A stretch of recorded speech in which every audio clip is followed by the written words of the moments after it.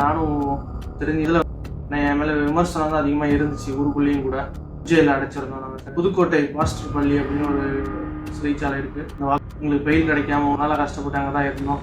சரியாக வந்து எங்களுக்கு பெயில் கிடச்சி நாங்கள் வந்து வெளில வந்தோம். அந்த ஜெயிலுக்கு போன காரணம் வந்து போலீஸ் வந்து பார்த்தீங்கன்னா 2-3 நபர்கள்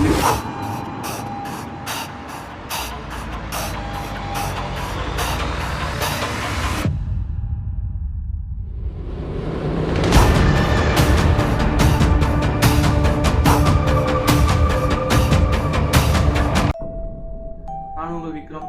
நான் உண்மையாகவே சொல்கிறேன், நான் உண்மையாக எதுவுமே பண்ணலைங்க. நானும் பண்ணலை, யாருமே எதுவுமே பண்ணல. சந்தேகத்தின் அடிப்படையில் தான் வந்து போலீஸ் வந்து எங்களுக்கு அரெஸ்ட் பண்ணாங்க.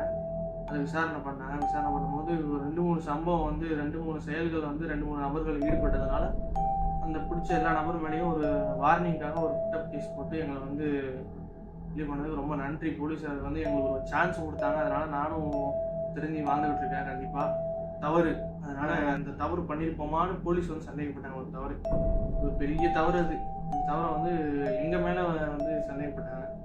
இந்த அளவுக்கு நாங்கள் வந்தும் அப்படிலாம் எந்த ஒரு இதுலேயுமே ஈடுபாடு இல்லை, எதுவுமே இல்லை. நாங்கள் இயல்பாக தான் இருந்தோம். இதுக்காக அப்படி வதந்திகள் பரவணுச்சு அப்படின்னு தெரியல. இதனால் வந்து நான் சிறைக்கு போயிட்டு ரிட்டர்ன் வந்துமே என் ஊரில் வந்து ரொம்ப விமர்சனம். எதுக்கு சொல்கிறோம்னா, ஒரு நபரை வந்து நம்ம பார்க்குற விதம்னு ஒன்று இருக்குது. நபர் எப்போதுமே ஒரே முறையில் வந்து போயிட்டு இருக்க மாட்டான். அந்தந்த டைமிங்கில் அந்தந்த வயசுக்கு ஏற்றவாறு அவங்களோட மைண்ட் செட் வேலை செய்யும். இப்போ அந்த சூழ்நிலையினால நான் வந்து அந்த நேரத்தில் எப்படி இருக்குன்னு எனக்கே தெரியல.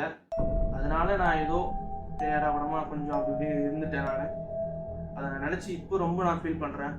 ஆனால் எப்படி சொல்கிறது, அது அந்த அன்னைக்கு எப்படி என்னை பார்த்தாங்களோ அதே மாதிரியே என்னை இப்போ பார்த்துக்கிட்டு இருக்காங்கிறதுனால தான் எனக்கு ரொம்ப கஷ்டமாக இருக்குது. நான் எவ்வளோ மாறியுமே கூட நான் ஒரு சமுதாயத்தில் ஒரு இருந்தோம் அப்படின்னா அந்த சமுதாயத்தில் உள்ள மக்களை வந்து திருத்த வாரி அவனை மாற்றணும். அவனை சமுதாயத்தில் உள்ள மக்கள் என்ன பண்ணணும், அவனை மாற்றுற அளவுக்கு நம்ம பேச்சு கொடுத்து அவனை மெயின் வாஷ் பண்ணி அவன் நல்ல நிலைமைக்கு வர்றதுக்கு ஒரு சான்ஸ் கொடுக்கணும். அந்த சமூகமே அவனை பார்த்து வந்து இவன் வந்து சிறைக்கு போனவன், இவன் கூட சேராதீங்க, இவன் அப்படி அந்த இது வந்து மேலும் மேலும் அவனை வந்து ஒரு தவறு செய்ய தான் தூண்டுமே தவிர்த்து அவன் திருந்தி அடுத்த கட்டத்துக்கு நல்ல வாழ்க்கைக்கு மாறணும் அப்படிங்கிறது வந்து அவன் தோணாது. ஓகேங்களா? என்றைக்குமே வந்து ஒரு தவறு செஞ்சான் அப்படின்னா அந்த தவறுலேயே வச்சு அவனை பார்க்காதீங்க. ஓகேவா? நல்லதுக்கு மட்டுமே நம்ம துணை நிற்போம். இன்றும் உங்கள் குரல்.